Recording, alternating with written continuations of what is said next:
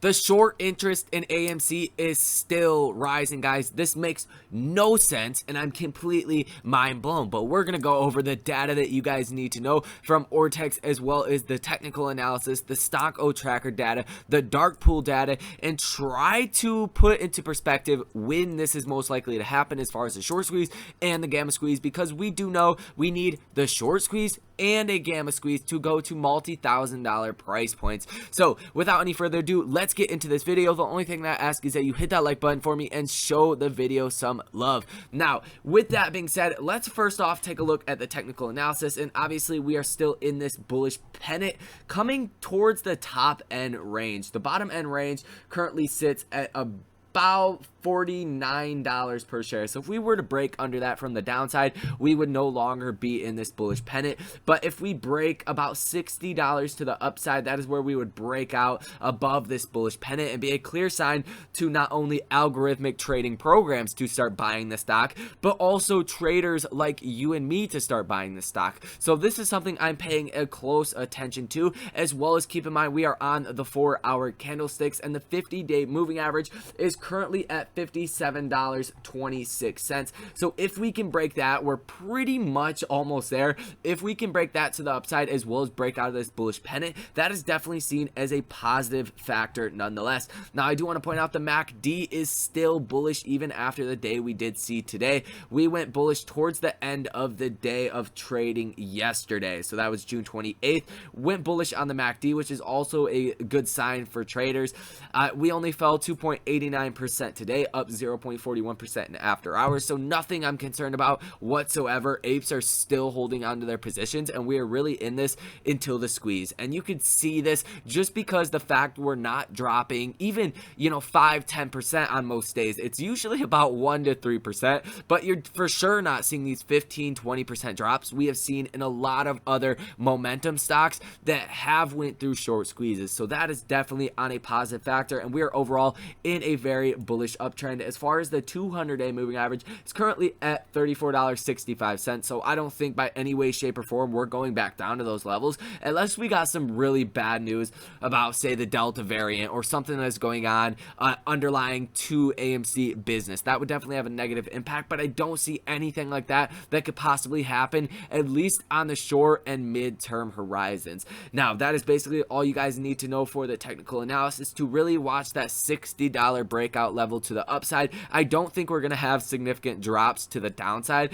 but if we do, you're just going to want to pay attention to this $51 mark. I don't even want to mark it on the chart to make it super messy, but the $51 mark, as well as about the $54 to $55 mark, to see if we do break that and flush to the downside. But like I said, I don't see that happening. Now let's get to the Vortex data. This is where it gets really interesting, guys. Shorts are continuing to short AMC. Makes zero sense to me, but the short interest change for the day is positive 1.29%. Return shares or covered shares of 3.38 million. Borrowed shares, which is shares that are sold short, of 4.66 million. So that is a net gain to the shares that are sold short of 1.28 million. And that is a lot of shares. We are approaching this 100 million shares that are sold short, currently at 98.27 million shares that are sold short. Estimated short interest at 19.21%. So we're getting to those extremely elevated levels, right? Over 20% is categorized as extreme levels,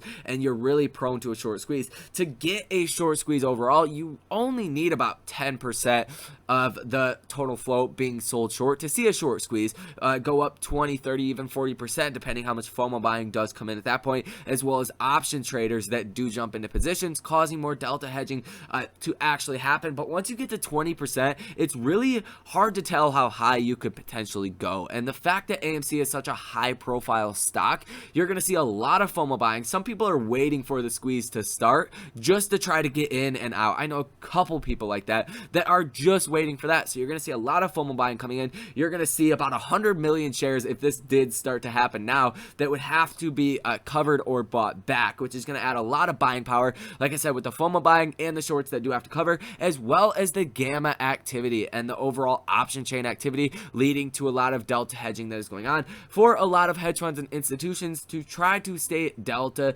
neutral, which is just involved buying shares essentially with naked options that they have been shorting. So cost to borrow at 2.18%, not a high number right there, but the share utilization is at 86.21%. 7 days ago was at 94.28%. This is essentially saying out of 100% of shares that could be lent out, how many of those are actually lent out. So we have 86.21% that are currently lent out, which is a high number, but it's definitely not as high as we have seen. But we do know Schwab, TD Ameritrade, all these other brokerages are essentially calling clients and asking them if they want to lend their shares out. Obviously, some people are going to do that, so that could explain why the share utilization is actually going down, but that is a good thing for us because you have a higher chance of the short interest actually going up extra mentally, and that is kind of what I expect with the share utilization going down, that the short interest is going to start climbing even more day after day. Now, the average days on loan, this is something that I do like to point out as well on this channel.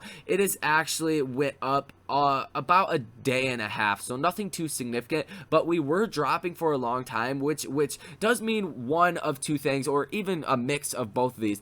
But some shorts that got in around this $10 price point are either selling out and more shorts are starting to get in, or some of the shorts, this is the most likely situation, some of the shorts that got in at $10, $20 are averaging down on their short position. So just the same as you bought a stock at $10, you bought it at $50, your average cost in that stock is gonna be around $30, $35. It's the same way for shorts when they short a stock. So that is what I think is going on right there. And we actually did see an uptick in volume today. I'm gonna go back to the daily chart on Webull, and let's see, where do we have the volume at for the day? 63 million. So no, actually it wasn't an uptick, but it is decently high for a down 2.89% day. Usually you see down days on stocks when there's a low volume of traded shares for the day. So that is basically everything you guys need to know from the Vortex data, even though it does look like we do have an elevated day. If you guys look at these blue lines for volume, it does look like we have an elevated day, but when you pull it up to Webull, it doesn't say it does. This data doesn't look like it's fully updated for Vortex though, so we'll just have to wait and see on that. But that is all you guys need to know as far as the Vortex data is concerned. The stock O tracker, this is where it gets really interesting, guys, and this is what you guys should really be paying attention to, is that, like I said in the beginning of the video, we need a short squeeze and a gamma squeeze, not one or the other. Yes, we could see a big move, but you're not going to these multi-$1,000 price points with just 100 million shorts covering their short position, because obviously some apes are going to take profits along the way, right? Not everybody's going to hold out to $1,000 or $100,000 or whatever your price point is. So we really need a lot of delta hedging that is going on, which is only done with the option chain, and due to a lot of open interest on these option expiration dates. Now, as far as in the money, out the money for this week that is expiring Friday, July 2nd, we do see about 276,000 contracts that are currently out the money and in the money. So not a significant number right here. That $60 price point continues to be a big level to be watching for as far as potential delta hedging that is going to go on with these options. Now, the July 9th expiration date pretty much has like no volume compared to the other ones. At about 100,000, including in the money and out the money contracts, but the in the money is only at 18,364, out the money at 84,754. So very small numbers. But your next highest and most likely period to actually see a gamma squeeze is going to be July 16th. Now, I don't want to put any specific day on this or even a week. I'm just calling out the obvious here. We don't really have a chance for a gamma squeeze until this July 16th expiration date, where we currently have 90,161 contracts that are in the money, out the money at 197,934 options. And then other than that, you don't see a lot of option activity until September 17th, but you see a lot that are in the money on September 17th at 122,000, but out the money only at 39,709. So I do expect overall, the closer we get to July 16th, the more activity you're going to see on the option chain, and that is pretty much how it has been, right? July 2nd was a very insignificant expiration date as far as options, but the closer you do get to that, you get more people that are buying over and over again these options. Now we're going to take a look at the dark pool data, and then we're going to refer back to the option chain on Webull to take a look at if our key levels have changed as far as the July 16th expiration week, to see if $60 is still a key level, if 65 or even 70 starts to get more activity on the option chain. As far as dark pool data, remember this is a running aggregate total. So besides the net short volume, and that is daily, we have 4,468,904 shares that were sold short on the dark pool. Net short volume $252,180,250. Both these numbers are daily numbers, so that's really what I like to pay attention to. But the position has actually went down quite substantially from about 600 million shares that were sold short, and now it's at 489,616,690 shares. Position size as far as a dollar amount of 26,616,650,000. So that's not really something. These two numbers don't mean a whole lot to me. I just want to know how many shares are actually being sold on the dark pools every single day, to give you an overall level as well, how much the SEC is cracking down on this behind the scenes, because we're obviously not told everything that is going on, as we do know, but with all the light of the light being shined on the fraud and manipulation in the markets, I do think the SEC is trying to restrict some of this dark pool trading. So let's take a look back to the AMC option chain. Let's specifically go to I actually gotta put it up. That's whack. But let's go back to the actual. Let me get this. Let's go back to the actual July 16th expiration date. I don't know why this was not saved, because I definitely didn't exit it out. But let's check it out and see what we are looking for. July 16th, 2021. Got to turn on all strikes, and let's go to what the $60 strike has 15,693 in open interest. So that is a decent amount, but not as much as we have seen on other expiration dates.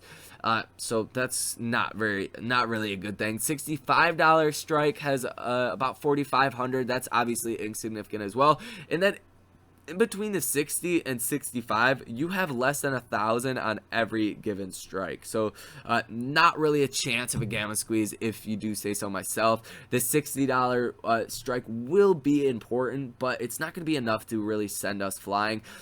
Neither is the 65. But once you get to the 70, you have 27,650 options that are held in people's brokerage accounts, and then you get to 75 has 15,711, and then after that, that's where you really start to see a pickup. So if we can get to $70, then we should see that breakout to the upside, and you see really high open interest in people's brokerage accounts, or contracts held in people's brokerage accounts, and really over 100 as well. You see a lot of volume. Specifically at 100, you see almost 27,000 in open interest. So that is huge. A lot of these contracts are on the 145.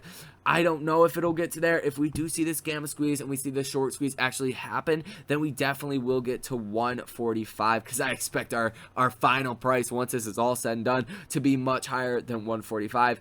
But this is possible. Still, nevertheless, a little bit risky, because anything can happen, especially with AMC and the stock market in general. But overall, that $60 break is going to be significantly important. If it does not happen this week, next week, I think it'll happen by July 16th, but don't quote me on that. Disclaimer, it might happen, it might not happen. I'm not trying to be your financial advisor or financial planner, so don't make trades on anything I say.